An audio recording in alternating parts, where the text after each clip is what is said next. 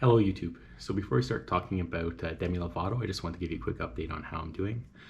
So far, I'm 9 days out from my COVID-19 exposure, and I'm 4 days into my stay here at the COVID isolation center. I'm symptom-free, I feel pretty well, and I've had 2 negative COVID tests. So although I'm not completely out of the woods yet, I feel like I'm almost there, and I'll be able to go home and see my family really soon. So, Demi Lovato. This week she got herself into a bit of a controversy over what she perceived to be an issue at a frozen yogurt company. I'm not going to talk about her interaction with the company specifically, but what I do want to talk about is 7 words that she said during her apology video that was posted on Instagram Live. Now, what Demi Lovato said was that she still needs to eat 3 times a day. That may not seem like something significant, but what she was doing here is drawing a parallel or a comparison between drug and alcohol abuse and an eating disorder or a food addiction.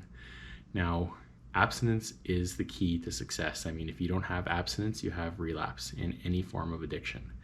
So with drugs and alcohol, if you can abstain from using them, then you're on the road to recovery. With food, you must eat to survive, so you're forced to relapse multiple times a day.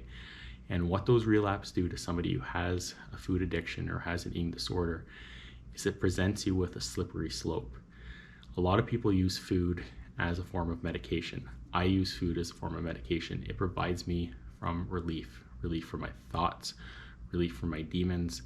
It gives me, if you ever seen the movie Requiem for a Dream, when the lead actor is like injecting heroin into his veins and his eyes roll back into his head and he gets that relief, that moment of peace or that moment of space from reality, that's the feeling that food can give when you're in your darkest moments or darkest places.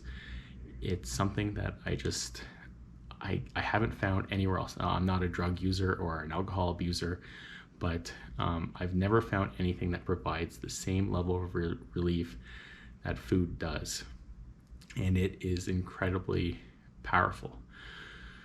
So how do you find abstinence when you're forced to eat? How do you find relief when you're forced to eat?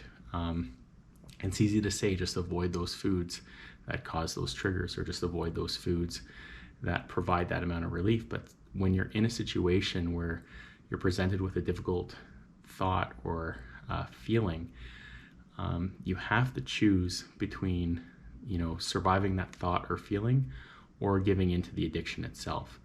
And if you're eating food 3 times a day, it may not be a food that you've always used as a trigger, but you may get that little piece of relief that causes you to want more and more and more. And all of a sudden, before you know it, you're in an absolute downward spiral, and it is so hard to get back out of it. I mean, I've lost well over 100 pounds, and I've gained most of it back, and I've done that now twice. And that's not from lack of willpower. As you know, I'm nearing 800 days of exercising every single day. Every single day I've exercised. I don't know anybody else who's gone that length of time without 1 day off. Doesn't matter how sick I am, how bad I'm feeling, I've managed to do it. So willpower is not the issue. With food, during that 800 days of exercise, I've gained a tremendous amount of weight and lost it, gained more weight and lost it. It's been an absolute roller coaster. It's because the power that food has over you. It's unfortunate that Demi Lovato went down the path she did, and the message that is the most important one that she's trying to tell people with eating disorders and addiction is sort of got lost in the shuffle. But I just want to highlight that for people to try and give them more of an understanding. If you have any questions about this, I'd be happy to answer them in the next video.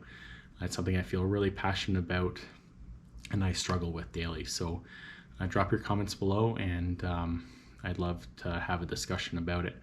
On my last video, the COVID one, I see that there's a couple comments there, but for whatever reason I can't actually see them.